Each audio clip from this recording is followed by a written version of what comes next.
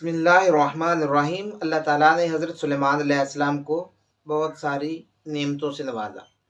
ان میں سب سے خاص نعمت یہ تھی کہ آپ تمام مخلوق کی زبان کو سمجھ سکتے تھے، ان سے باتیں کرتے تھے۔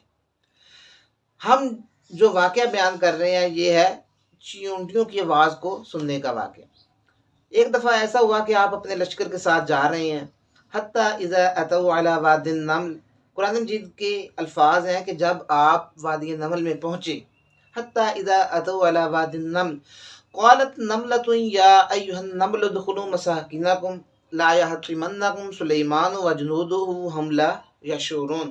ایک چیونٹیوں کی سردار اپنی باقی چیونٹیوں سے کہہ رہی ہے کہ حضرت سلیمان علیہ السلام کا لشکر آ رہا ہے، اپنی اپنی بلوں میں داخل ہو جاؤ، یہ نہ ہو کہ تمہیں ان کا شعور نہ ہو اور تم کچلی جاؤ۔ فتبسم ضاحکا من قولها، حضرت سلیمان علیہ السلام نے ان کی آواز سنی، اس چیونٹی کی، ان سردار کی آواز سنی، سن کے فتبسم ضاحکا من قولها، آپ نے تبسم فرمایا، آپ ہنس پڑے۔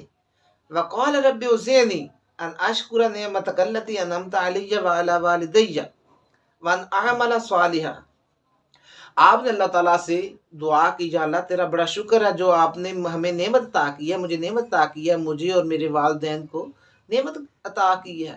وَأَنْ أَعْمَلَ صَالِحًا تَرْضَاهُ وَأَدْخِلْنِي بِرَحْمَتِكَ فِي عِبَادِكَ الصَّالِحِينَ، یا اللہ وَأَدْخِلْنِي بِرَحْمَتِكَ، اپنی رحمت سے مجھے داخل فرما، فی عبادک الصالحین، اپنے نیک بندوں میں اپنی رحمت سے مجھے داخل فرما۔